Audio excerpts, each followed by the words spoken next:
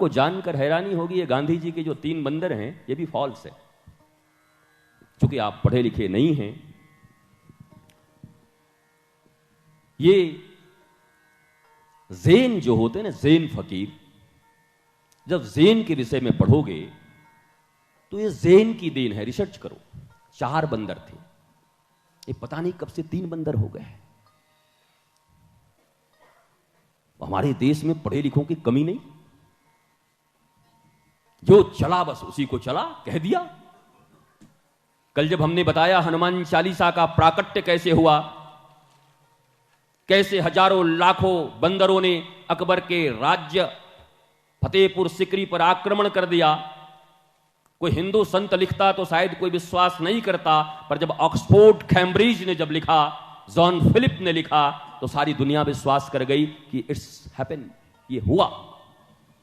हनुमान चालीसा कहां निर्माण हुआ? हनुमान चालीसा का अकबर के द्वारा तुलसीदास को जब कारागार दिया गया, कारागार के भीतर उन्होंने 40 दिनों में हनुमान चालीसा का लेखन किया। इसका प्रमाण हिंदू शास्त्र तो है ही, ऑक्सफोर्ड और कैम्ब्रिज विश्वविद्यालय के जो डीन थे उन्होंने उसकी हिस्ट्री लिखी है और लाइन बाय लाइन लिखा है।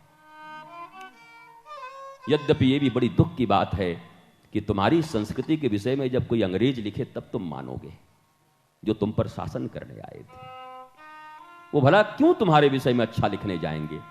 वो भला क्यों चाहेंगे कि तुम्हारे बीच में कोई ऐसी समता हो, समत्व हो, तुम्हारे जीवन में ऐसा आनंद आह्लाद हो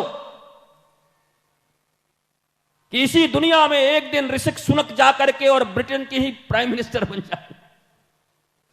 अंग्रेजों ने बड़ा शासन किया, पर अब भारतीय भी प्रधानमंत्री होने लगे। बताओ, आनंद देखो।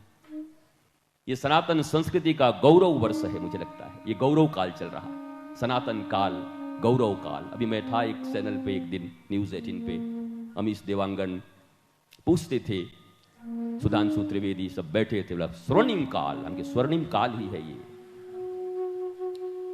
100 साल के बाद क्या होगा? हमके अब कुछ नहीं होगा, अब सनातन था, सनातन है, सनातन ही रहेगा। जागृति है, और जीवन में जब शिक्षा के ऊपर जागृति होती है फिर कोई नहीं मिटा सकता। बस एक बात धीरे धीरे हमारे जीवन में जब आ जाएगा, हम अपने शास्त्रों को मुखस्त करने लगेंगे, कंठस्थ करने लगेंगे, तब चाहे नालंदा में 85,000 धर्म ग्रंथों को जला दिया गया, कोई फर्क नहीं पड़ता, क्योंकि तब तक श्रुत विप्र मौजूद थे जिनके दिमागों में वो शास्त्र थे। वो शास्त्र फिर लिख दिए गए। लेकिन आज अगर गीता, रामायण इत्यादि को कहीं दुर्दांत लोग आकर जला गए, तो भारतवर्ष में गीता, भागवत, रामायण, पुराण, वेद, उपनिषद पूरा वांचने वाला फिर कोई नहीं मिलेगा। तुम्हारी हिस्ट्री खत्म हो जाएगी जिंदगी भर। क्यों? मैकोले ने इसीलिए किया था कि तुम्हारे पढ़ाई से इन सबको निकाल देंगे, और एक दिन फिर जब कभी तुम्हारे ऊपर आक्रमण होगा तो अंतिम आक्रमण होगा, उसके बाद फिर तुम कभी उठ ना पाओगे।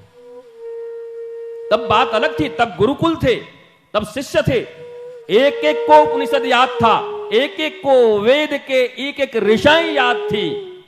श्रीमद् भागवत के 18,000 श्लोक कंठस्थ थे, महाभारत के 1,00,000 श्लोक कंठस्थ थे, वेद के 1,00,000 श्लोक कंठस्थ थे, 80,000 कर्मकांड, 16,000 उपासना और 4,000 ज्ञान कांड के सारे श्लोक भारत के विप्रों के कंठ में बसते थे। लेकिन अब नहीं है। अब अगर जलाया गया तो तुम्हारे पास ट्विंकल ट्विंकल लिटिल स्टार के सिवा कुछ बचेगा नहीं। जॉनी जॉनी यस पापा, बोला लिटिल छुगल नो पापा, कुछ बचेगा नहीं तुम्हारे पास। और इसका ही अहंकार है तुम्हें,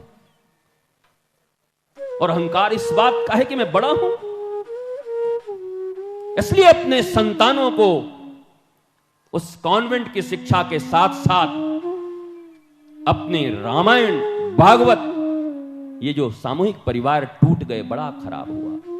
कम से कम दादी पढ़ाई देती थी, कम से कम नानी ध्रुव की कथा सुनाई देती थी, पर अब तो ऐसे बेचारे हमारे बच्चे अभी के हैं कि दादी नानी को जब रहने दे तब ना, माँ न दादी रहे, न नानी रहे, न वो शास्त्र रहे, न वो कथाएं रही, और इस बिचारी को कुछ आता नहीं, ये अंतिम है, ये भी मैकोले के यहां पड़ी हुई हैं।